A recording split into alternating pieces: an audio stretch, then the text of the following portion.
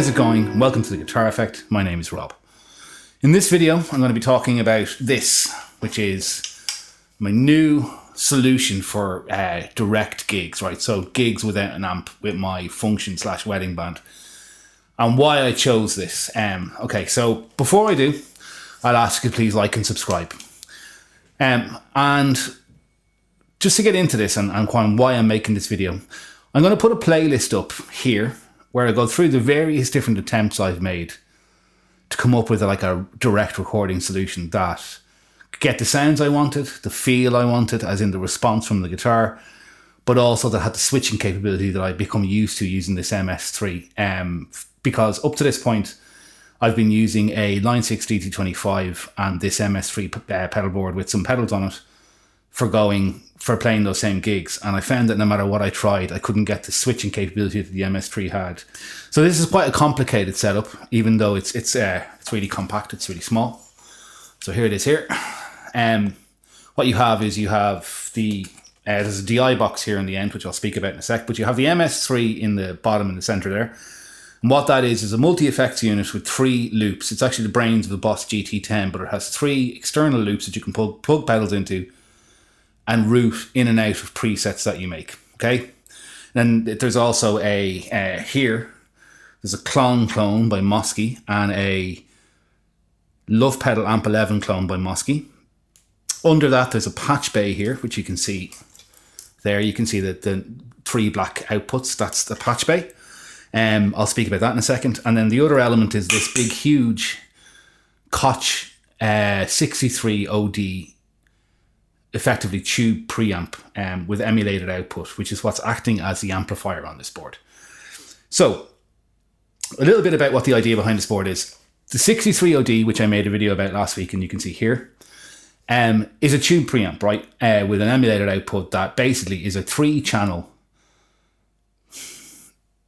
just, I suppose, Fender clean Marshall distortion type of pedal that has 2 external effects loops, one before the preamp, one after the preamp, and then it goes to 2 outputs, one speaker compensated XLR output that you can send straight to a desk, and then another jack output which you can send to your amplifier. And the jack output doesn't have speakers compensation on it, which effectively means I can put this on the ground, take a lead out, send it straight to the PA, and use the emulated sound of the 63OD for all my amplifier needs. And then I can also take a jack output, and you can see those 2 outputs here. You can see the XLR and jack on the end of the board there. I can take the jack output, plug it into an amp should I want to monitor an amplifier on stage, or should the rest of the band need an amplifier on stage. It's easy for me to do and doesn't affect what happens to the front of house sound. So it's all powered then by this Mosky ISO 6 power supply, which is great because it has the requisite, I think, 800 milliamps or 500 milliamps AC power that this Koch pedal needs. This is a vital part of this board.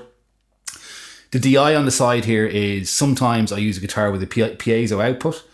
I can plug that into I can plug both outputs, right? So it's actually a 72 thin line Telecaster, and you'll hear the piezo if you're interested, and electric sounds of that. Put a link up to that here. I can plug the 2 outputs of that into this pedal board, and one side, the piezo goes direct to PA through one output, and the electric goes to PA through another output, which is great. I don't really use that anymore because our lead singer started playing acoustic, but that's what this DI box in the end is for. And then this switch that's on top of the power supply is an external switch that allows me to do anything I want within any preset on the MS3. So the last thing I'll say about this is, as I said at the beginning, I've tried several different solutions to get a direct sound for playing live. And my main problem has been 2 things. First of all, when you go on to a overdriven or distorted sound, I find that the responsiveness that I'm used to from playing through a driven tube amp, no matter how hard they try, it is there, but it's a different kind of experience. And this feels exactly like playing a distorted tube amp. It really is amazing how real this feels under your fingers and in your in-ears. That's the first thing. This pedal here, the 63OD, that's given me that real feeling response thing the way nothing ever has. And secondly, there are so many different functions that the MS3 can perform in terms of being able to switch on and off presets, and then switch individual effects on and off within presets, that makes just getting through a gig with a minimal number of presets possible that no other effects unit can do. So there you go. It's really complicated trying to explain this. It's much easier just to listen to the audio demo. So let's get into the audio demo now. Okay, so because I'm going direct, there's an XLR which you can see in the side of the shot just here, coming out of the side of the 63OD, and it is going direct into the Focusrite interface I have. And right now I'm on patch 1, which is called clean. You can't see the screen, unfortunately, because of the light. It's really, really hard to pick up screens on camera. But anyway, I'm on patch 1 called clean. Currently I have a compressor on. I have the Koch preamp on. Then I have a delay and reverb on, right? So on the neck pickup sensor. Oh, and I'm playing my Koch BVCR, which is like a 335 copy. So this patch is used a huge amount in the show because we do a lot of kind of pop or indie pop kind of material. So there's a lot of, for any kind of funky stuff like, or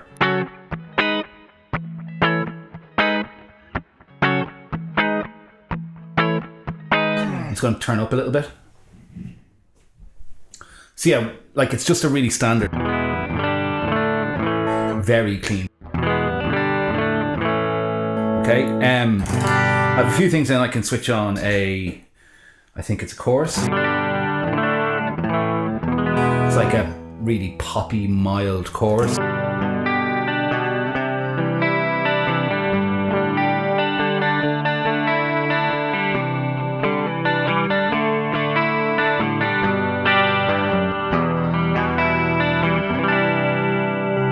But you can see that the Koch does a great job of just creating like a really almost kind of sterile platform to start from.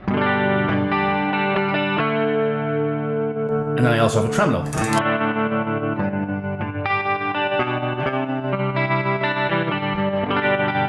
What's great about them is I can turn them on that patch without having to switch to a different patch, because the extra foot switch, as you can see on top of the board there, on top of the power supply, is just a non-latching dual button foot switch that I can use to turn on and off things on the pedal board without changing patch. And then if I hit the same switch, so in this case number 1, it turns on loop 1, which is the clone.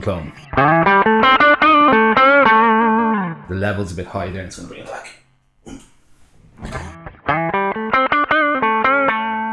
Somewhere in between, there.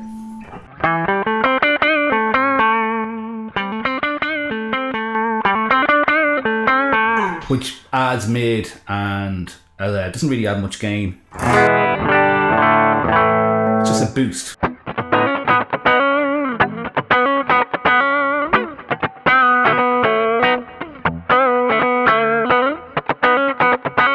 Which I just use for clean solo passages.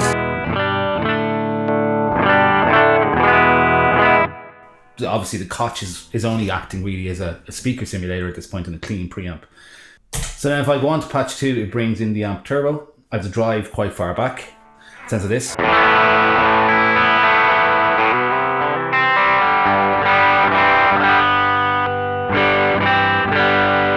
Gives kind of a fairly transparent with a little bit of mid push, because and I have volume and tone that I can sculpt tone. Gives me an edge of breakup sound. I might give it a little bit more drive.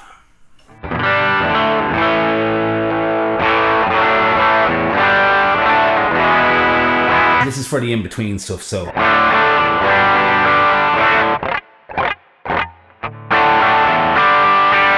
it's very much a pedal sound as opposed to an amp sound. Still on the clean channel of the Koch here. Hit that again, it brings in the clone.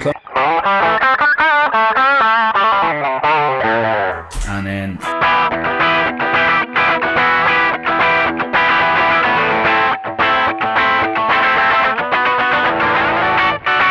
now I can hit that.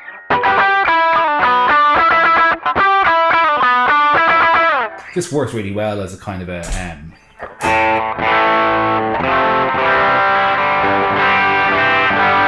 like slightly dirty, clean, strummed open chords. And then if I wanted a third one, this is where the Koch starts to come into play. So this is the like driven Marshall volume.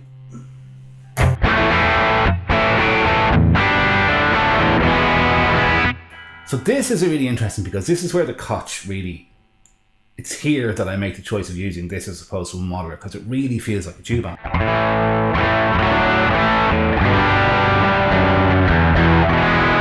It really has that thing of sagging under your fingers.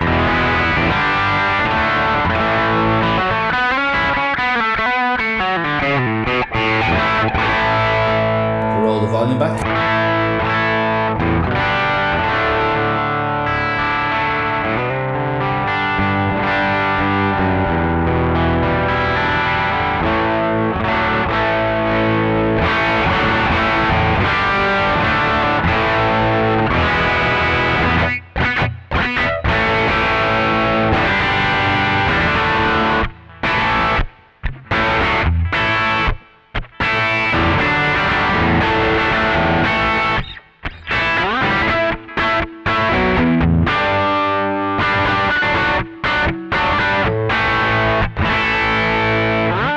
I will say that in order to get this to work, I did have to do a fairly substantial amount of EQ shaping with the EQ on the MS3, but it did work. It got me the sound I wanted. Really powerful rock guitars.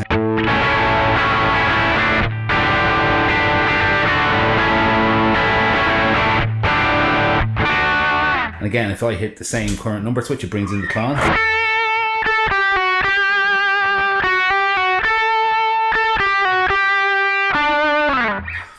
And so I suppose this is really the reason that I'm making this video, is because to me that through my studio monitors feels like I'm playing an amplifier. It feels like I'm playing a dirty amplifier that I'm putting a pedal in front of. It doesn't feel like I'm playing a modeler. Like it's a tube preamp with an emulated output, though I do think the emulated output is voiced slightly strange without much top end. I had to kind of scoop a bit of mid, scoop a bit of bass, add a bit of top end in the EQ to get it where I wanted it, but the feel of it really responds like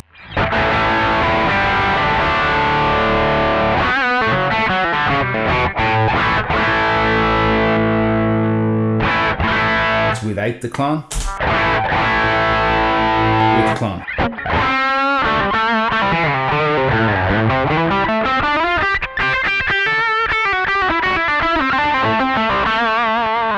And then the last patch, the lead patch, brings in the boost on the 63OD, which gives me a really fluid, lovely lead sound. So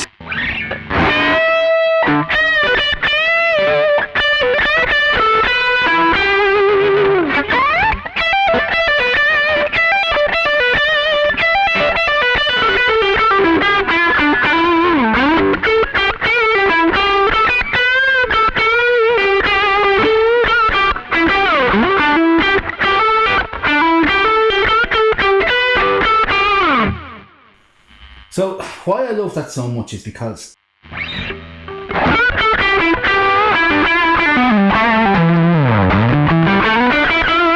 it's got loads of gain.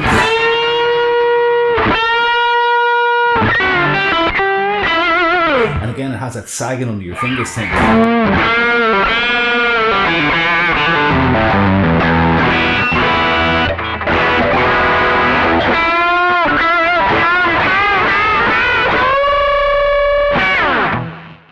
So yeah, they're the four main sounds that I would use on this pedal board all night.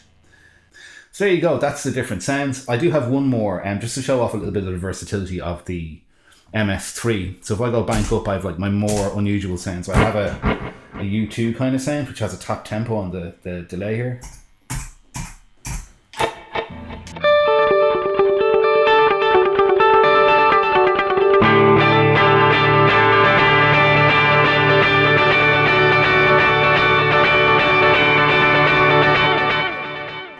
It's a big, long, complex delay. And then on the second one, I have this indie dirty patch, which is the amp turbo in the clean channel of the Koch, but with a modulated delay. And if I hit this switch, a little bit out of tune, just give me a sec.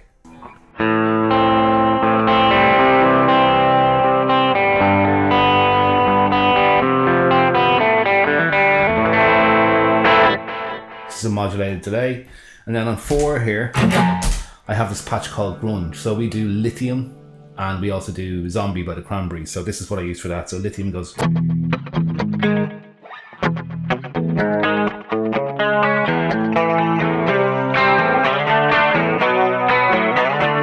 have like a 70s chorus.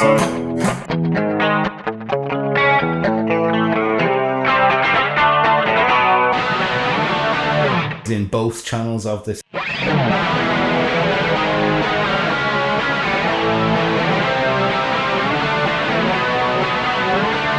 Combined with the chorus, it gives it that real Nirvana sound, and it also works for